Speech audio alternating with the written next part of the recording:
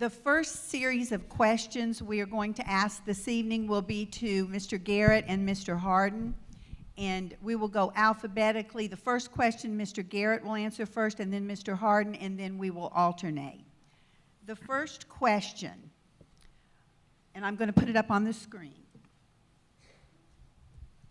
I hope. Good. Morristown has been very deliberate in developing its industrial base. Do you think the city has a role in deliberately developing our quality of life? If so, what types of quality of life initiatives would you support? Mr. Garrett. Basically, you're asking what quality of life I support. Is that the main part of the question? Yes. Well, quality of life now is big in recreation for all ages, whether it's working out for older people in parks and recreation has a big part in that. And our quality of life, I think, over the years has not been that good because we haven't afforded quite as many recreational facilities as we should. And the parks are my favorites. And other quality of life, well, of course, our educational system is pretty good, I think, college and secondary. Other quality of life, the quality of the air and the water is excellent in this East Tennessee, because East Tennessee has so much water through TVA and all the lakes, and the very good quality of any kind of aquatic life or boats or anything like that. Now, it doesn't have a whole lot of things like, say, Greenville has with their what is it they have up there? The Nysinger Farm, Nice-Wanga. What was it he bought? Anyway, they have some donors that give quite a bit on that, which we don't have. So that's about all I can think on quality of life. Thank you. Mr. Hardin?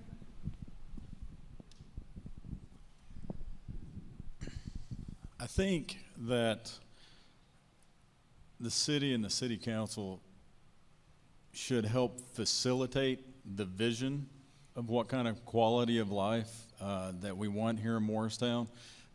I don't know that you can necessarily develop a quality of life, but you can help facilitate and lever those opportunities that increase the probability of increasing the quality of life here in Morristown.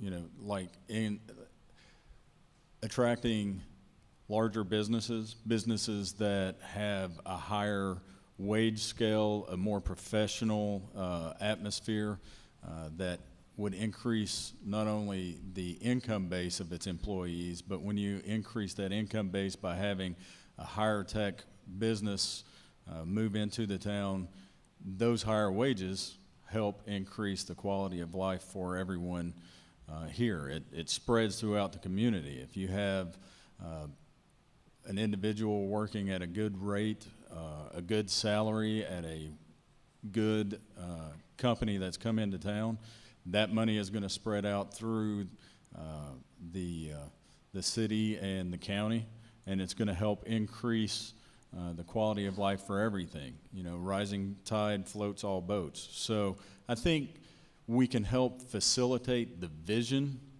of what kind of quality of life. We can help pave the road that will enable that quality of life to arrive here through, you know, new businesses, new opportunities for our citizens.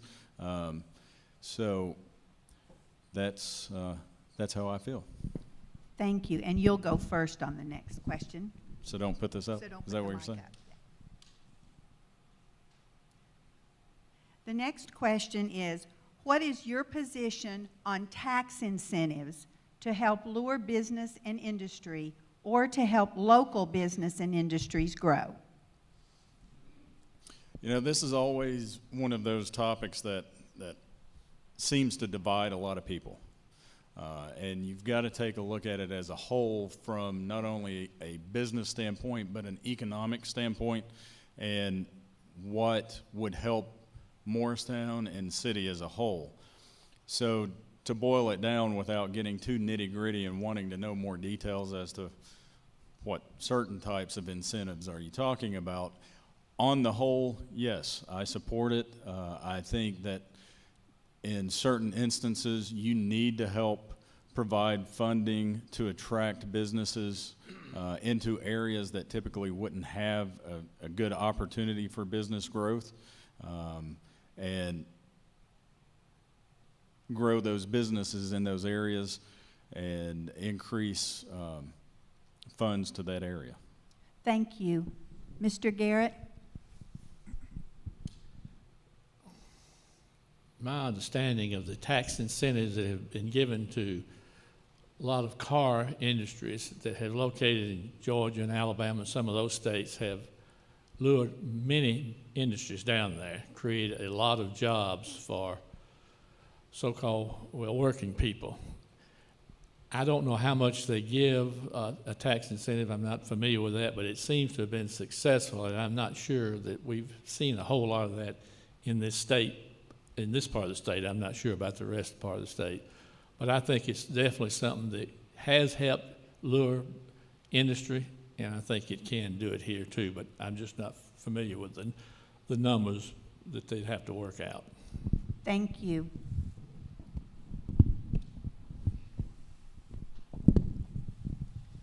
Next question, and Mr. Garrett, you'll go first. Please explain your philosophy regarding long-range planning and your approach to prioritizing and funding capital projects. I like that question there because when I worked for the water department, my job was the operation of the water system, construction projects, increasing the capacity of the water plant. And what I would try to do, and was very successful in doing it all the time, was to try to set aside as much money when you had to expand the plant, double the capacity of it because of demand. I would try to get as much money in the bank as I could, so when we went out to borrow money, we wouldn't have to borrow quite as much. It would reduce the debts, and it would reduce the length of the debts. Then we had to go to some bonds after that, but I believe the planning should plan for as much money as you can accumulate before you borrow any.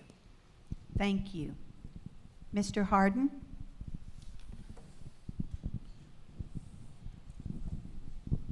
I think first that you need to look and create the vision that you want.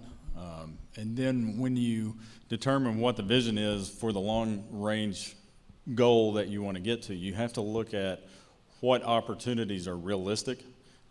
Sometimes, just like at home and in families, there are wants and then there are needs. I think your needs always have to come first. You have to look at the bottom line. You know, being a businessman, you always have to be concerned with what you're spending, what capital you're levering to get the outcome that you need without overextending yourself.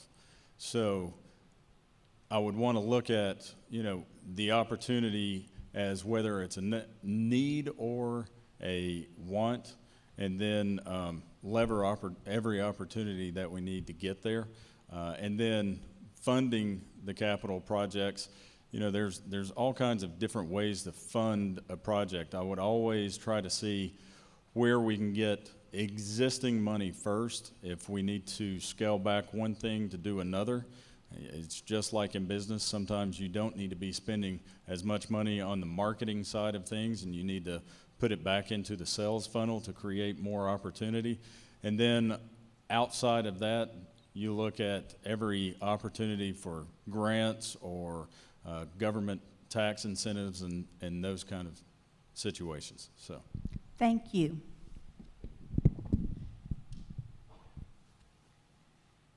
The final question for the candidates in Ward 1 at this segment is, what do you see as the city's role in maintaining and improving the overall appearance of the community? I believe, Mr. Hardin, it's your turn to go first.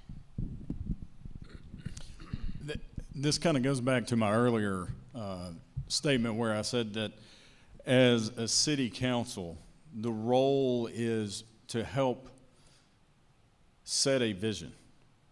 You know, we listen to the people of Morristown, we listen to the citizens, and from all those conversations, we get a feel of what the people in town want and need, and we help facilitate that vision that Morristown has.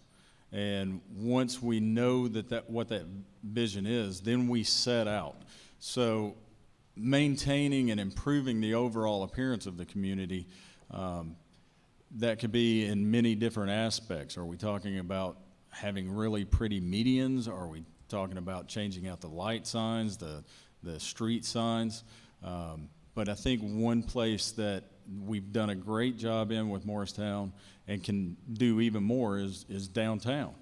Downtown is one of those areas that has done extremely well over the last 10 years or so, and there's so much more there that could be done to improve the appearance and the feel of the community. These downtowns like this, in my opening statement, I talked about how some towns have revitalized themselves just by going in and making a downtown the linchpin of the city. You know, there's nightlife, there's all kinds of opportunities, art galleries, things like this, restaurants. I know we already have restaurants there, but late night restaurants, things where business can be done with people. You can go in after work, take your vendors, take your customers, and see those overhead sidewalks, which are the only ones in the United States. So when you take a downtown like that, its appearance, and make it a linchpin in your overall plan to show to outsiders, it really helps what you can attract to the city. Thank you. Mr. Garrett. This is a good question, and it applies directly to our city council. Several councils ago, when Tony came to work there, he tried to get a program to address all the dilapidated buildings. Many of them had drugs being sold in them, and they had rodents, and they were very much of a problem. And with this council, he's got the backing to where he has been ongoing program to address the dilapidated buildings. They're tearing many of them down, and we find out they're tearing them down mostly at the owner's approval. And he's going to get into some of the larger ones later on, but they've been very much a problem as far as how they look and the safety of them. And he's going to continue that. And since we got behind for so many years not doing it, I think that you can see a lot of improvement in the city of Morristown when he completes that program. Thank you.